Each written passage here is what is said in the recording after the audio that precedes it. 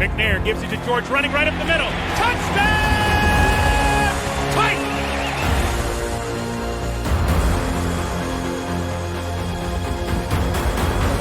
There are no flags on the field! It's a miracle! Safety, now you're one-on-one with the... Shows why he's the man! In trouble. Sack!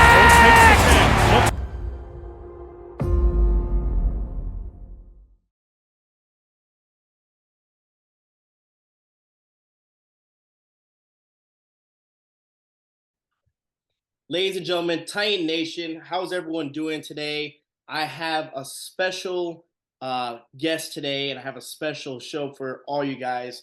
Obviously, we know what happened in the offseason, big moves with the Tennessee Titans, but the biggest, probably one of the biggest moves the Tennessee Titans has done in a long time, and we were nervous about, was signing Big Jeff to a deal. But you know what? Big Jeff couldn't do it by himself. He needed his man, Paul. We have his sports agent, Paul. I'm not going to mess up your last name because, again, I got nervous, bro. Go ahead and say your last name, man. I ain't want to butcher it, bro. Come on, man. We just had the thing backstage. Come on, bro. The bright lights is Derousselle, like Derousselle. The battery, like the battery. Paul Derousselle in the house. How you doing, bro? I'm great, man. Just blessed, man. I got my birthday coming up this week. Just spent some time in Louisiana with the family. So it's all good, man. All smiles on this end, bro. Yeah, what about yourself? I'm good, man. And you know what? To see someone like yourself, like I personally know you, excel and do what you love and just do it to a certain degree. Like you just see someone just generally do their job and be happy about it. And there's nothing but love, man. I like that. Like I like seeing people succeed and stuff like that. I'm not one to be like, like I love all the attention you got. I love the attention that Jeffrey's got. You guys deserve it. You know, both of you guys. You know, it's a blessing, bro. Oh man, just beyond blessed, bro. I appreciate those kind words, man. You know, the first time you and I had lunch, I was kind of in the middle of the negotiation, so I look probably a lot more relaxed. But I've been a lot more relaxed since April 12th. Yeah, yeah, and you know what? To be honest with that lunch, you're right. You were there was moments where you were talking. I was like, damn, like is this how he is, or is he on another level? And I was just like trying to pay attention to everything you were saying because again, you were giving me some good information at the time that you were trying to teach me.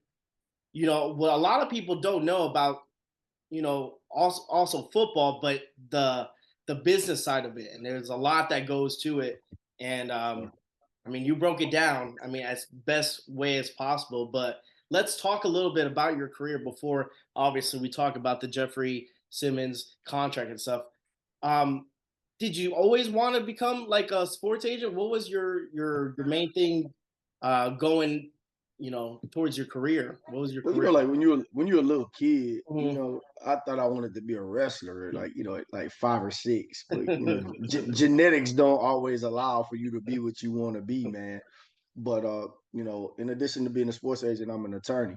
So I kind of always figured that I would go to law school and get into law, maybe go to a firm. The sports agency thing, it was just one of those things I'd always thought about, bro. We didn't all seen Jerry Maguire. And it's like a lot of people who aren't in this business, you think like, oh, this would be something cool to do. Oh, I like sports. But it's so much more that goes into it, bro. So, I like the idea of it, but I didn't know how hard it would be and if there was really a feasible route to get into it. And, as fate to have it, in law school, a couple of the guys I was in were talking about going one day, maybe taking the NFL agent test and doing those things. And it really became a reality when a kid from my hometown was getting ready to go to the league. And before he got ready to go to the league, he's like, hey, man, you're going to be my guy, this, and that. So I up and go to D.C. I take the test, pass the test. And when it got time where he said, like, I'm declaring, and I was like, okay, man, so what do we need to do about this? And I'll never forget the text. He sends the text like, oh, my agent and my financial advisor have already handled that. And I'm like, yo, what? So the only reason I even took the exam and got that push to do it was because of a kid who I didn't even sign. And not to turn into a pastor because I don't know people's, Hey, but don't worry but about it. Keep going. but I believe that sometimes God doesn't give you what you want when you want it, and that's a perfect. Perfect I'm example. thinking, bro. I'm thinking, I'm drawing it up, and I'm sure we've all drawn up our life. Oh, I'm gonna graduate, get the Yeah. girl, get married, have the Mhm. family. Nothing in my life is ever going according to plan. I didn't have my first player even got drafted until 2018. I've been an agent since 2013. Then when that player got time to get his payday, Mhm. he went to a bigger agent because they thought that agent would get him paid more. I mean, we can look up what he's making now, but God's working on my heart. We ain't gonna talk about it. But it was just, man, so many things happened. I always knew I would wanted to be an agent, but bro, Okay. it did not go how anybody drew it up. That's crazy though, just to think about like how that whole situation. And you know what? Sometimes it only takes a person or a situation to get you to something that you always wanted to do. And look how it turned out, man. Yeah. So I mean, congrats on pushing through and continuing. That's crazy though. So you were an agent, and you said 2000 what 13? 2013, yeah, I took the exam. 2013 had a couple undrafted guys. Just those, I tell people all the time, but those hard years is what made me, for one, appreciate these moments. Mm-hmm. But I feel like I was getting better in the dark. Sometimes when you're not out there hooping with the bright lights, nobody really wants to do that work, right? Nope. I feel like I was in the gym, studying contracts, doing all this, doing all the legwork, preparing for a moment that I didn't even think would ever come, or I didn't know it was gonna come. But I knew if it did come, You were I gonna had to you be already had ready to it. ball. Yep. I had to be ready to Yes, ball. sir. So man, it's so many life lessons in my journey, bro. It was just a testament to not giving up and just keeping at it, even when it was hard, bro. And there was times, I'm not gonna lie to you, bro. I'm watching the draft, sick to my stomach, knowing like, bro, if I just get an opportunity, you see all the deals, you see all the players, all the relationships they building with their agents, and you're Mhm. like, bro, come on, man. Somebody just give me an opportunity. Somebody just believe in me, and God's timing was undefeated for me. How did you keep that mindset, especially since you said you've been doing it for such a long time and maybe some things just didn't fall through for you? How did you just keep that mindset? What was keeping you, pushing you forward? I mean, it's a lot of things, man. For one, I got a kid. Oh, How can I preach to my 11-year-old about keep going when things get hard if your daddy how falls when it difficult. get hard? And I got an older sister, man, who's 4 years older than me. She wasn't even supposed to be here, man. She's born with cerebral palsy. So, she's been in a wheelchair her whole life, bro. And you will meet her, she never not smiling. She never complaining. So when those moments that it got hard, I thought I closed my eyes and think, if it was me in that wheelchair, if it was me that had those opportunities. So Yes, I sir. feel like a lot of my life is I'm doing it not only for myself, but I'm also doing it for that sister who will never get these opportunities. She never gonna get that chance to even be an agent and fail. Yeah, So in those dark moments, man, you got to remember your why, bro. And everybody's why is gonna be different. When my absolutely. why changed, there's certain points like my why was like I'm gonna show these people I'm good enough. I'm gonna show the world. Like my why kind of it changed, bro. It's like, you know what, man, let me focus more on proving people right, proving the people who love me right than the people who don't care about me wrong. Exactly. So it was a lot, man. And I'd be remiss if I didn't say a lot of that came from God. God, if you pray for things and you ask God to give you that vision, God's not going to give you a vision of something that is unattainable. Now, He might make it hard for you to get there. He might But you test can you. get it. He might test you to see, like, all right, bro, you say you want to be an agent. You say you want this. Let Mhm. me see if you really bout there. Let me see if you're going to believe in me when you're not getting what you want. So it's just a combination of things, bro. I don't think it's one just right answer for as far as like how did I get. I think it's a culmination and a combination of just everything. Gotcha. That's amazing, bro. And I think a lot of people don't they wanna get to their goal, but they don't want to put the hard work in, right? They try to go around it. They try to find the easiest way possible, but you know what? It doesn't work like that, You can't cheat the process, dog. You can't. You it ain't nothing you can do about it. You got to go through it. You can't cheat it. What's one life lesson that you learned through your whole process of your career as right now? One of the brightest moments where you're like, yeah, I could take something like that. Obviously, what you said with your daughter about not giving up, how you're gonna preach to her when you don't want to give up either. What's one life lesson that you would teach through this whole process, man? I think the one thing that I would tell anybody, bro, is that other people in the world may give up on you and may not believe in you, but you kind of gotta have that conviction, and you gotta be able to believe in yourself and not being a front runner. Like I feel like anybody can talk and Mm-hmm. anybody can be him when Mm-hmm. you up 20, when you up 15. You've seen it in the league. Some guys, they up and they talking. Mm-hmm. Everybody can be positive. Everybody can be motivational. When Everybody everything's can good, give you right? everybody can give you these goddamn TED talks when everything's going right. When you're 9-2 to the Titans fans, when you're 9-2, when you're 10-2. But can you go to that dark space and still be who you are, even when you down 20, even when it's tough, even when you can't see the pot of gold at the end of the rainbow? Can you find that resolve? Can you find that character? Like, can you find that when things aren't going right? And what I learned about myself was that, you know, I got a little bit more dog in myself than I thought I did, bro. And I don't think you find out if you have that dog in you Mm-hmm. when it's easy. Like, like watching 100%. football, they say the teams that are the tightest knit is when they're on the road, right? When you So, can't hear nothing, headset then went out, crowd calling you, you terrible. Like, to me, that's when you find out who you are on the road. yeah, Like, it's easy when you at home, you just slept in your own bed, your wife done made comfortable. brunch. Like, nah, bro, you've been on the road, you've been on a flight, you in a different time zone. So for me, I think that's what it is, man. That adversity gonna show you if you like that or not every time. They say Father Time is undefeated. Adversity right damn near under It's there right too. there, bro. It's 15-1.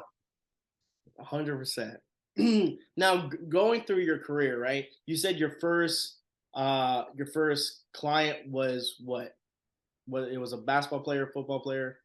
Nah, it's number football. My first Mhm. time was in a 2014 draft and went undrafted to the Washington football team, the Commander. Look, y'all ain't about to cancel me. I just got on. So the Washington Commanders. Correct, Yeah. sir. Thank you. So yeah, that was, and I tell people all the time, and I feel like I made a mistake early in my career. Y'all gonna get a lot of sports analogies from me, bro. But remember when Kobe shot them 4 air balls in Utah? Mm-hmm. Everybody talked about them. I feel like that was my moment, early on, but I didn't know how undrafted free agency really worked. Like, when Okay. them teams call you, you better take, it ain't no, oh, let me call you right back or this and that. So I basically allowed a better offer to go away because I took too much time and accepting it, thinking I had more time.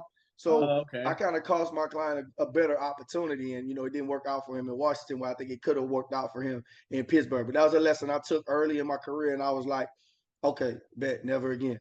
Okay. I just had a similar situation, with Jeffery Jenkins, and Hmm. this time, I was able to draw upon those failures and be like, okay, this There is you how go. it's gonna go. Now how you Yeah, do it. Okay. yeah. Interesting. How many clients have you had since? Since in my career, I probably say I've had like 10, 12, 13 guys, guys who bounced around, undrafted, Canada, USFL. But as of now, right now, I have 3 guys in the league, and that list is is only gonna grow. I feel very 100%. confident about where we're headed. I'm in a position now, bro, where I'm accepting the best fits for me. I don't care about. I could go out here and sign 7, 8 guys every year, but it's not the right fit. It's just, God, now we're building exactly the kind of team that I want to build around me, and I feel confident about where we're headed.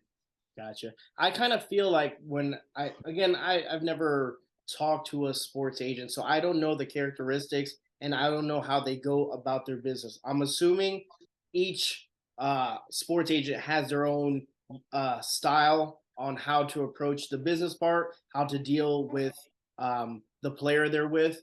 I feel like with you, it's more you hit the personal, but like you want to be as personal as much as possible. You want to know their family. You want to be part of their family. And I think that's a really, really big deal. I think that's something that's really important, especially like you said, you talk to Jeffrey so many times that you guys know each other's families. It's like you guys become, and then at the end of the day, you want to help him out because you're trying to achieve his goal is to get what he deserves.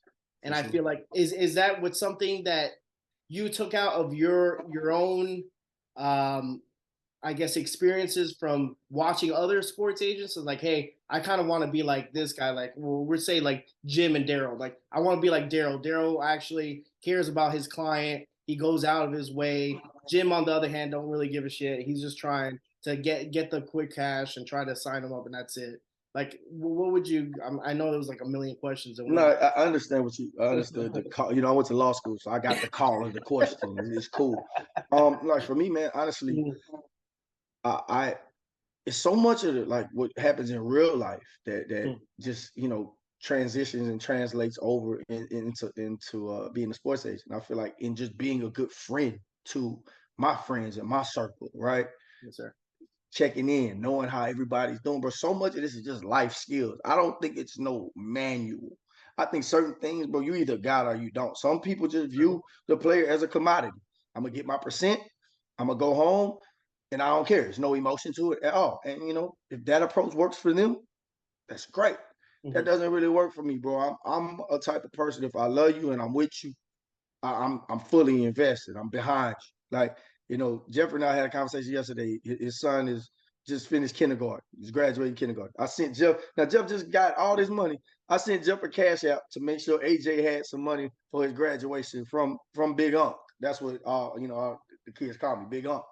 And I think you build it however you want to. Like for me, I want to be in every one of my clients. If they have a wedding, I should be on that short list of groomsmen. I mean, I ain't always got to be a groomsman. Maybe I can be an usher, but I care about building those relationships and getting to know you on a personal level. And I get it, bro. Like every time you see these agencies, they recruiting a player, you're gonna be family. We're a family over here. You see, nah, bro. Like, nah, it really is. I went to Grenada, Mississippi the other day when we were down there in Starkville and hung out with Tyree's family for his cousin's senior day for baseball.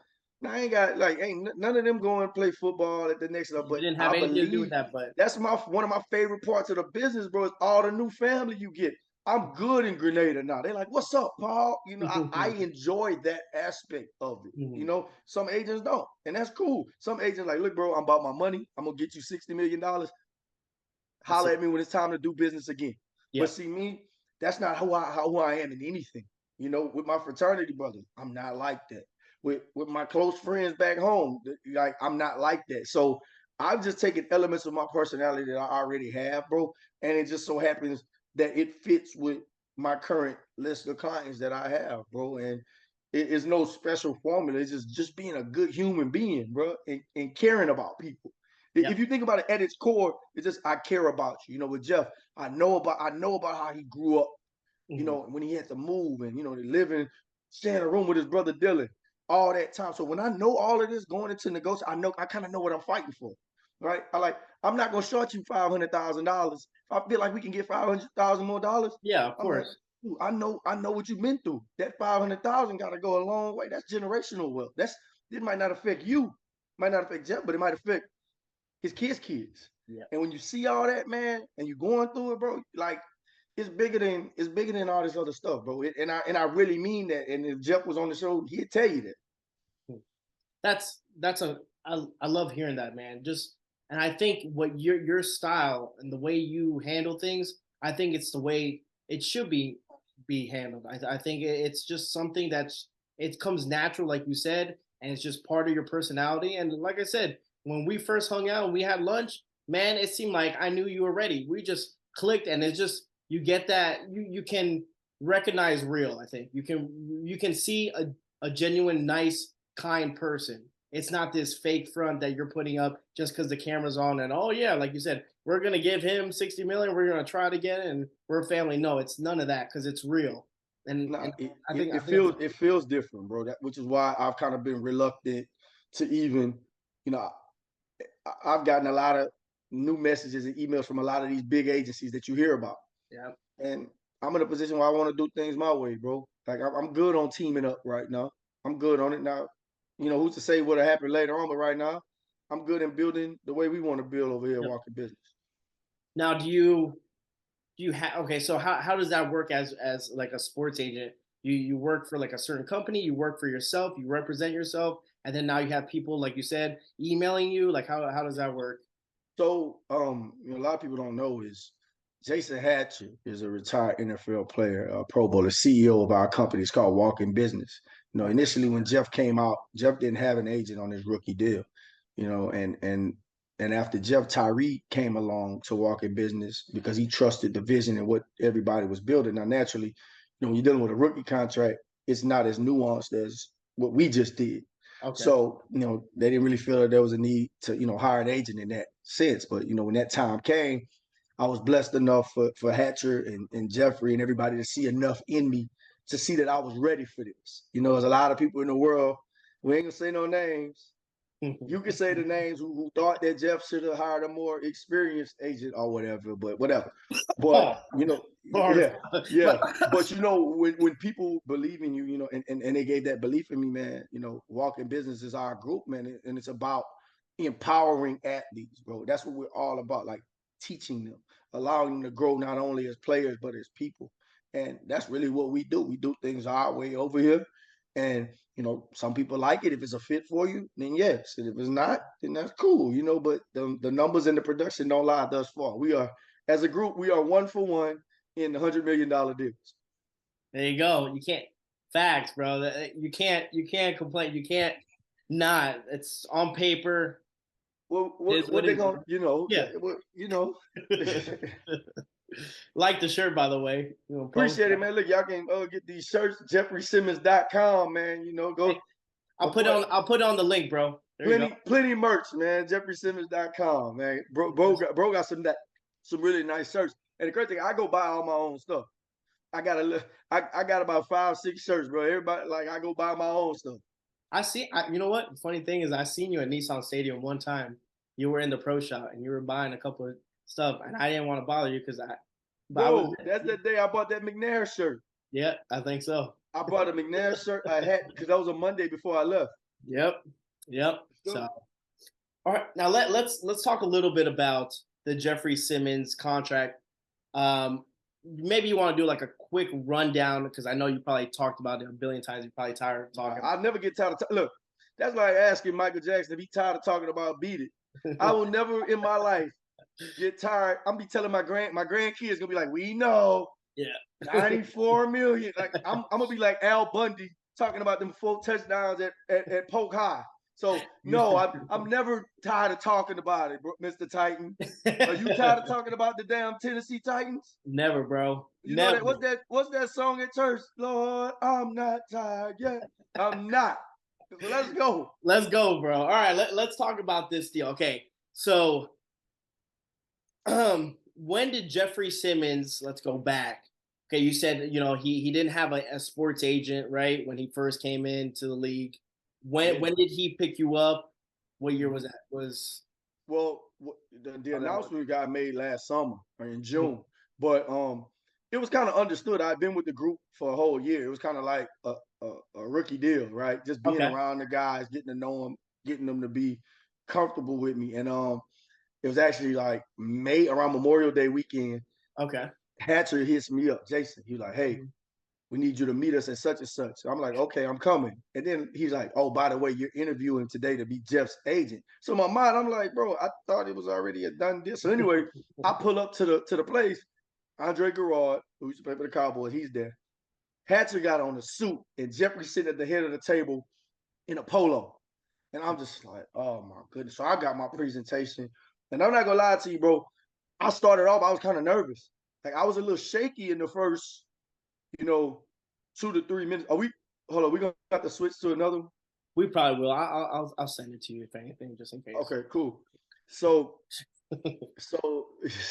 Jeff, like, I was nervous, but then I got in my bag and I started doing my thing. And I was like, okay, I felt like I did well. So we all just talked, hung out a little bit, this and that, and I landed.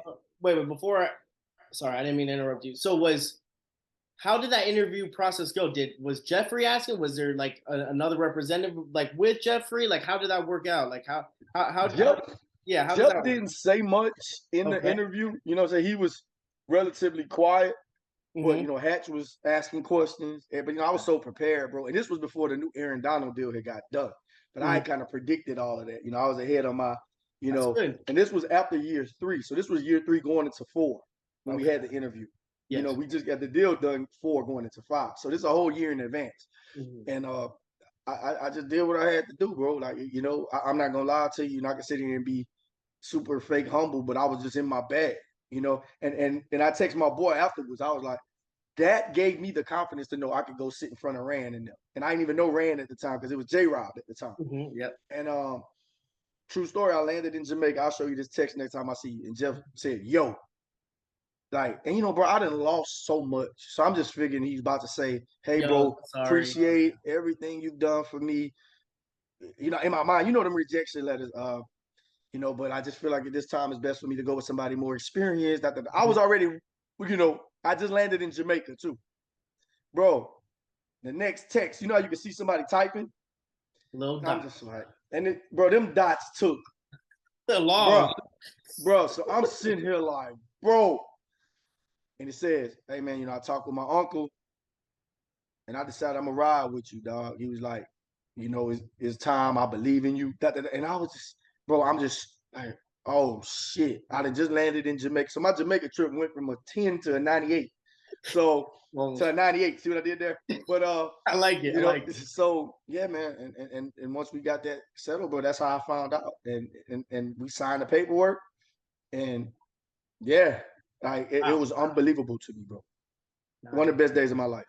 You had some Caribbean rum, or what would you have? Well, I wasn't drinking. I don't drink. I had given up drinking that March. So I was like on 90 days of not drinking. I almost risked it all that day. I almost ain't make it. Well, that's good. That's willpower, bro. Good job. Good job. I tried. Yeah. Now, through the whole process, okay, you went from, do you speak directly to like the general managers? So like the effect of, having J-Rob, and like we said before, like you talked before, you did business with J-Rob. You talked constantly with J-Rob. You had you had history with J-Rob as obviously. And then going to Carthon, like how was that switch? How was J-Rob when he was doing like his deals compared to how Carthon does his? Is it similar? J-Rob was cool, man. I texted him like over the summer, and I hit him. And bro, I saw something in the media where they're like, J-Rob said he didn't just say like, we ain't got enough money to pay Jeff. It was more so like when we had the conversation, I introduced myself. We talked about, we had commonality in him being from Louisiana, him and spending time in Louisiana and Thibodeau. So we talked a little bit about just timing, and he just basically flat out said, look, we don't do in-season deals. Okay. So, we'll talk at the very end of the season. He's like, I want to have something done before the combine next year. Basically, that's what he said. He wanted to have something done quick, some framework. Okay. And we didn't really get into specifics of numbers. Okay. We never got that far along because, he got fired like middle of the season or, early November. Mm-hmm. So, but every interaction we had, and even when after, he got fired, I called him and we talked for a little bit. And Jeff also reached out to him. Okay. And hit him up and thanked him for everything he did. And J-Rob was real, a great guy, man. I ain't got nothing bad to say about him. He was great. And in Iran, when we find out who the new GM was, because nobody knew at the time, right? Yeah. Some people were thinking it was going to be Ryan Cowden. So I talked to Ryan when he was named interim. And we just talked a little, but it wasn't nothing, major, just introductory, just in case. Mm-hmm. And, if Rand got hired on a Tuesday, me and him talked on Thursday. And he made it apparent from the beginning. He was like, look, bro, like, this is my number one priority. He was like, I'm not walking into this stadium or the new stadium without Jeffery Simmons.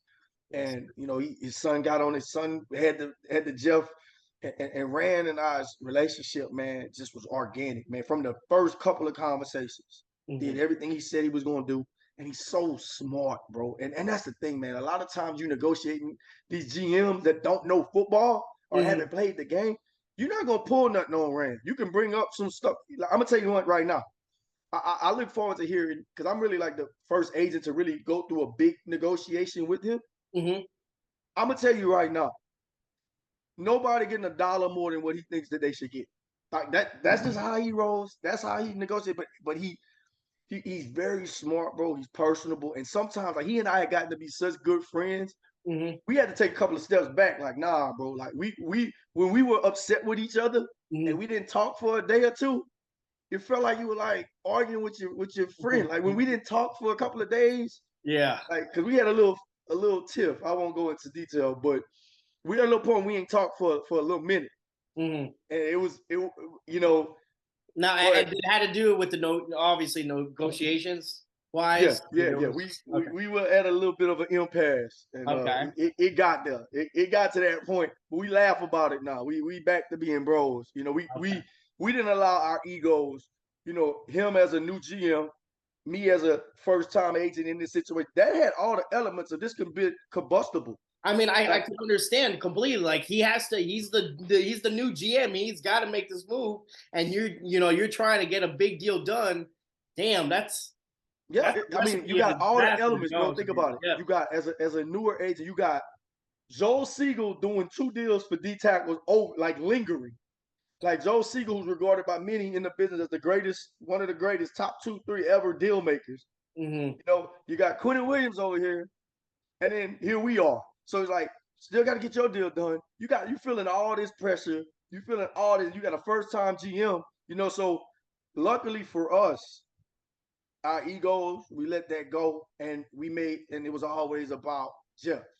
And every time it got to that point, Said, yo, we chill. always had to come back and realize what our why was. And our why was he wanted to secure a generational talent for a long period of time. And Absolutely. I wanted to ensure that a generational talent got compensated justly while also having some type of flexibility to possibly get one more of them things, but be good if he never gets another big deal again.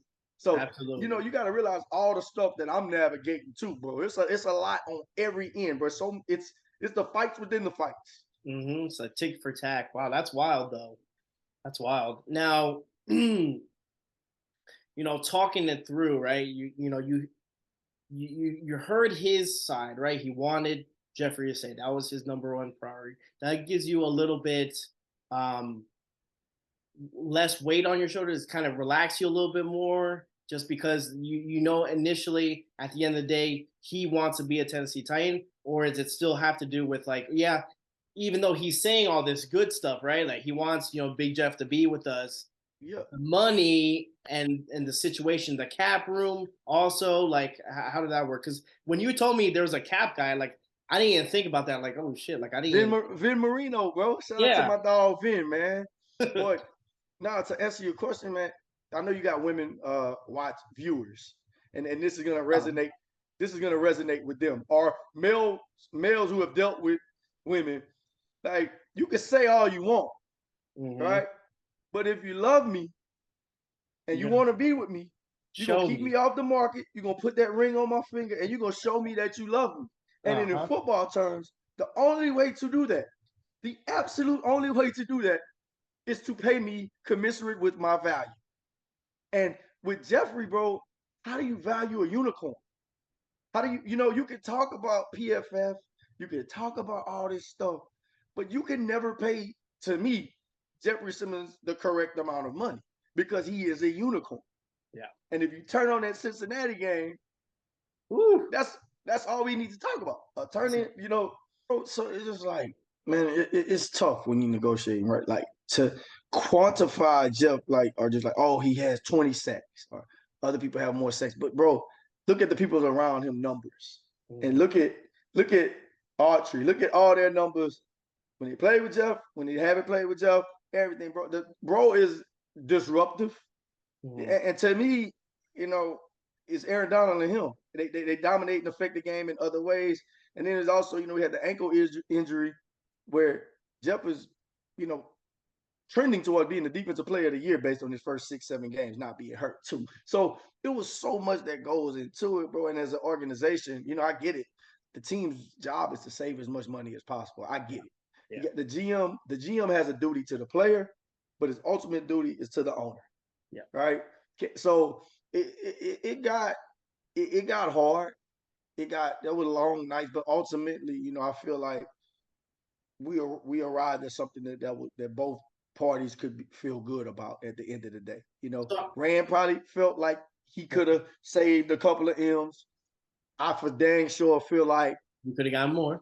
I absolutely that's a hill that I'm never, when I'm telling this story, I'm gonna never not feel like, but it's a fair deal, but So for what you got, what was the deal again? Because again, I'm not with numbers, and I'll remember. So we already had so just in going to the deal, man. I just think a lot of people don't realize, man, the CBA is designed for the house to win, and the NFL is the house, right? So going into this, everybody's saying, okay, this Aaron Donald deal when he got that 31, it was an anomaly. They did it because so people basically saying like nobody touching that. That basically you're not gonna get that. Kind of like the Deshaun fully guaranteed deal. That people like nobody getting that. That was the circumstances, all that. But this 5th-year option, the team has a 5th-year option, and there's still a salary, and there's still a franchise tag that they can use twice. So as an agent, you're going into it thinking, okay, we don't get a deal done. He's out here playing on a $10 million deal.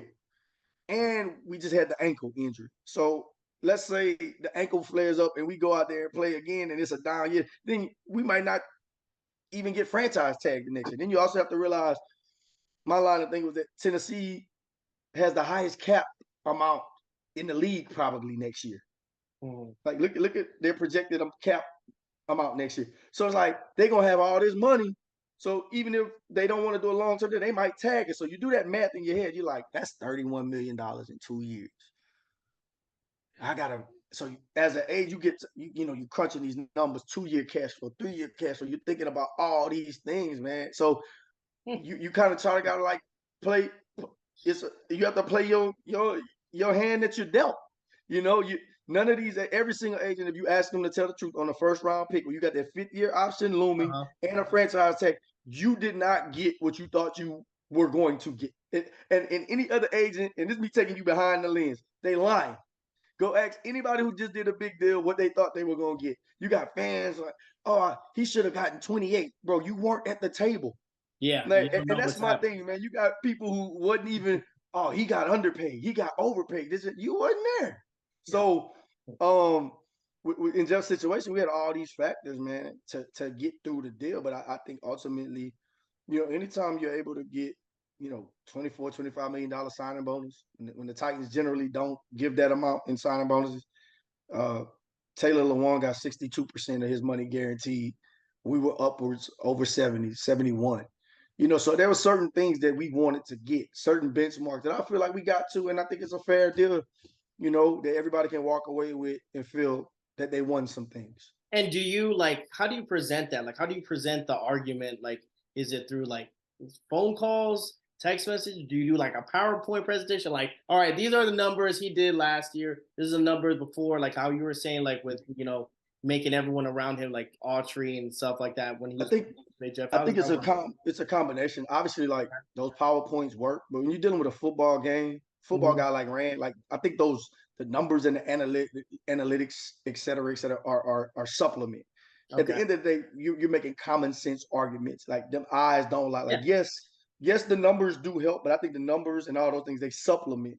Like for me and Rand, it was more so us coming to terms on what made sense for everybody, to where both sides felt it was palatable.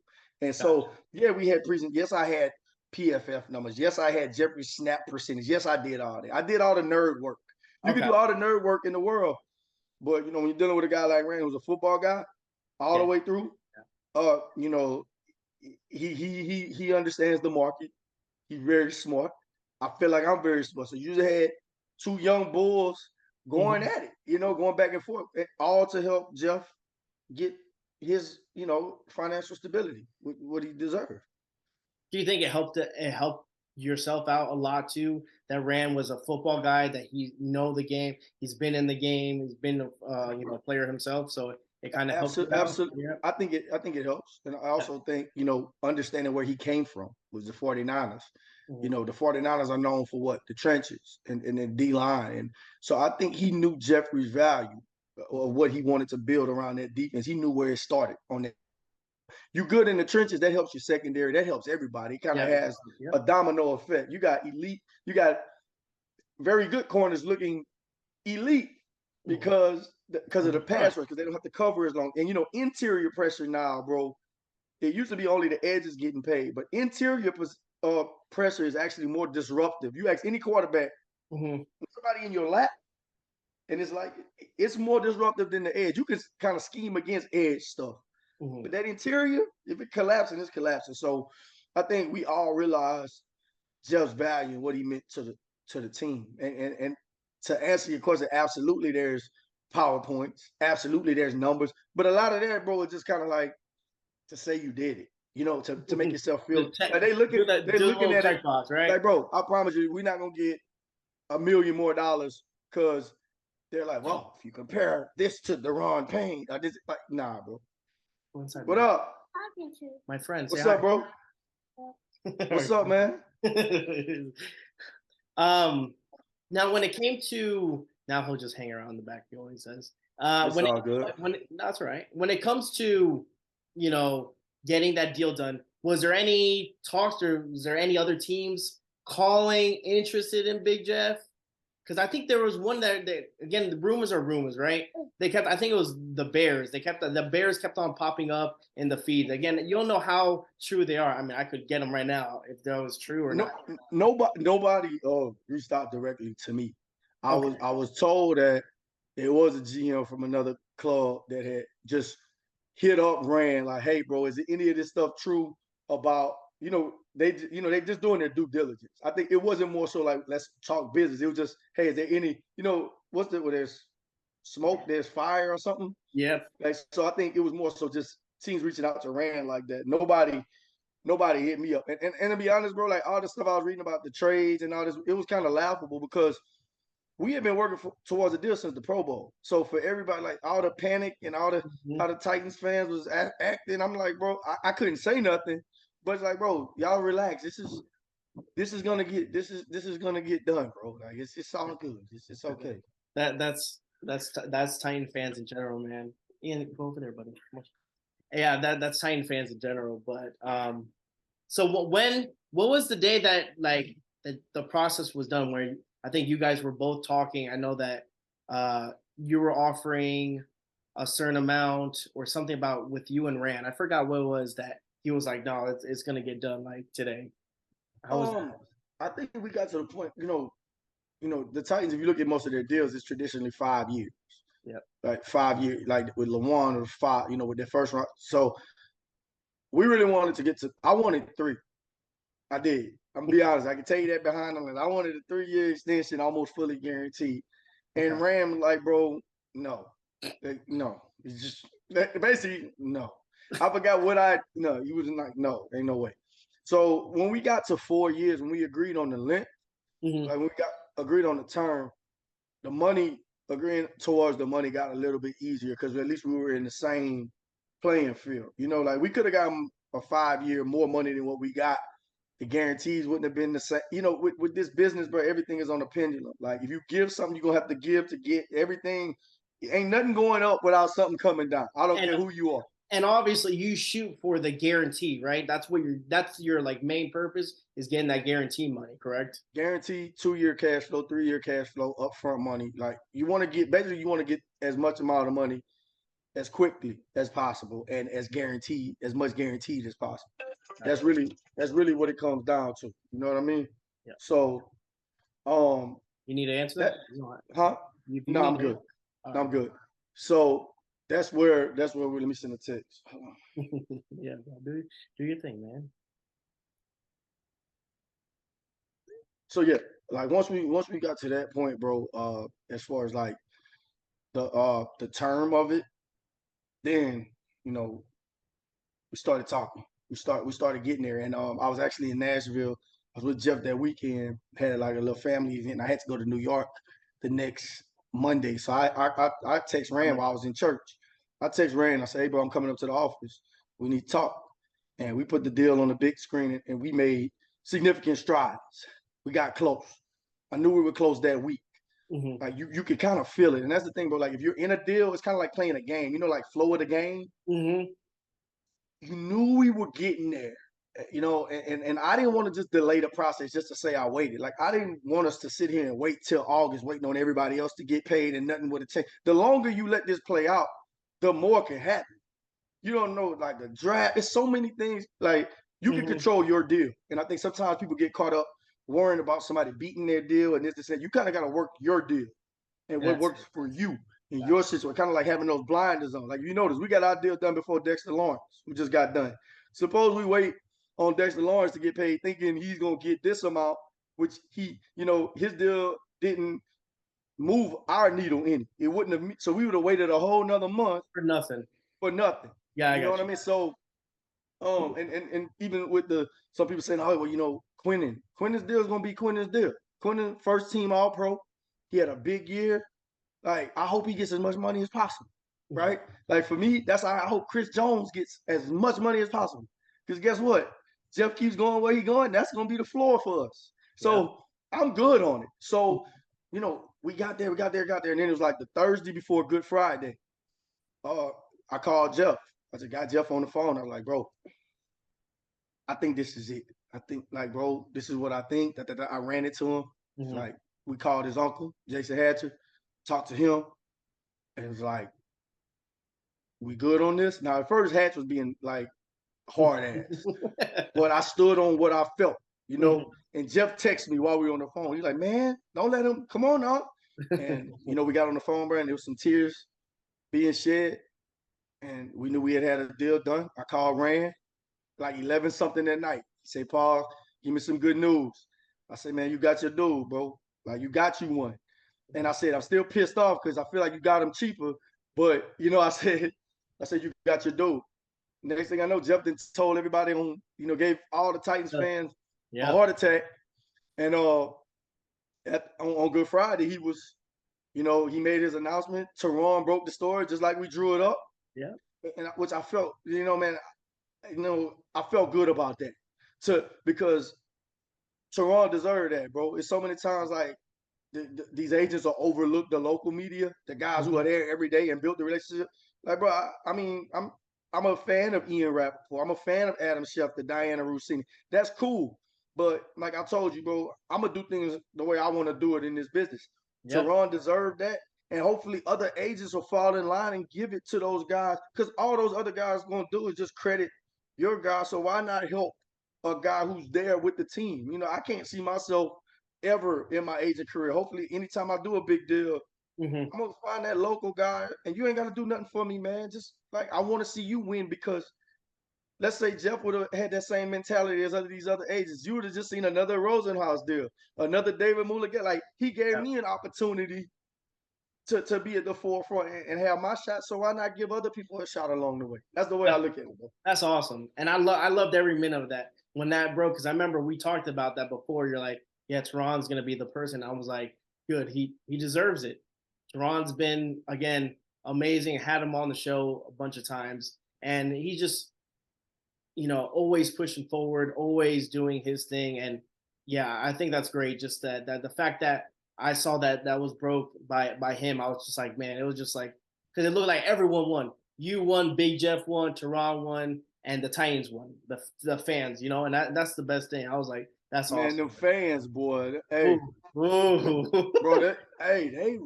they would give me a hard time. And me, I keep my composure. I didn't say nothing crazy, but bro, it was people DMing me like, get the goddamn deal done, like bullying me, and I was like, bro, come on, man. Yeah, it was, people are wild, bro. People are wild.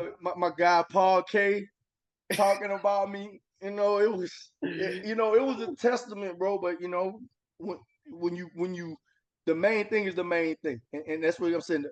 The thing was to make sure Jeff got compensated justly, and I feel like we did that. I think so, man. How'd you after the deal was done and stuff? I know you spent a little bit back home. What'd you guys do? Just like chilled, hung out, saw your family, just mission accomplished, right, bro? It was fitting to be back home, man. I'm from a small town, 13,000 people. So, you know, these are people that have watched me fail. They've watched me, you know, they've watched me, my pinnacles and my peaks and my valleys. Mhm. And to be home with my family, man, my mom, my sister, my family, man, it was one of the more emotional weeks of my life, man. Just the tears, the crying, and the tears really wasn't because like, oh, I'm about to make some money. It was just like Happy. we all go through a point like the book The Alchemist, where you're trying to find that personal legend, and you go through all of this, and you realize why you was in it for, bro. It was never about the ESPN articles. It was never about. It was just like, bro, I set out a goal, and I showed myself I could do it. And in the process of showing myself what I can do, I helped somebody else monetize what they've worked their whole life for, bro. Like at the end of the day, bro, we talk about this agency stuff, and you talk about, and not to give a TED talk, but you talk about like, oh, I'm an agent. At its very course, an agent is an advisor. Mhm. I am using my expertise and what I can do. I ain't taking not one hit, bro. I ain't got one concussion. I ain't go to one OTA, no training camp, no film sessions, no nothing. It's not about me. Obviously I played a small role, but bro, I'm helping somebody who's giving their life to this, Mhm. and they can't do it very long. So I have to maximize every dollar and help them maximize their dollar. And to see Jeff cry at his press conference and all that emotion and tell his family, like, we good now? Come on now, dog. Like, all that other stuff, bro, that is cool. I promise you. Like, doing this with you is cool. People calling me the Agent Paul, getting all the hey big head texts and DMs, it's cool. But bro, like at the end of the day, that's your why, bro. Like to see that look, bro. I want that feeling every year. To sit at a press conference and know that I helped somebody help not only themselves, but their kids, kids, and their whole entire lineage, bro. That's what make me happy. I enjoy, my therapist will tell you this, I enjoy being counted on and depended on. If we play in a basketball game, guess who want to take the last shot? You. Like all them restless nights I had from the moment Jeffery said he was signing with me Mhm. until April, it was all worth it, bro. It was all the Titans fans cursing me out, everything. It was all worth it, bro. It was all worth it for that moment. Man, that's awesome, man. Like I said, amazing, truly amazing story. Truly amazing person, bro. I'm happy for you. I'm waiting for your next move, your next big get. Because you know what, the sky's the limit now, bro. You know what you're worth, just like how Big Jeff knows what his worth is. And you know what, that's only gonna propel you even more, give you more, more eyes. That you know what, maybe it doesn't cost to get a sports agent that has that many clients, and just go with someone that's a little bit more preserved, might have a little bit less personnel, but has great personality, and will get them what their worth is. And oh, for sure. And that's why I think a lot of the inexperienced stuff was unwarranted and funny, because it's not like I was just took an agent exam and became an agent. I graduated magna cum laude from law school, from Southern University, top 4 in my class. I'm a published author. I've sat through 100 plus mediations, which is nothing more than protracted contract negotiations. So, I mean, I'm not really inexperienced, maybe inexperienced in that realm, but the skill set is the skill set, right? It's kind of like, oh, he didn't take any snaps under center, so I can still throw that thing 70 yards. I can still go through my progressions. I can still make reads. So it's like the skill set actually translated. So, I've been a lawyer for 12 years, 13 years actually, 13 years. So I'm, that's laughable. Like, that's laughable. yeah, definitely 100%, man. Well, before I cut this thing off, man, I want to say I appreciate your friendship. I appreciate you coming on, giving your thoughts and opinions, man. It means the most to me. I'm glad, and I value your friendship, bro. I Oh, really, for sure, man. You good people, man. You don't know.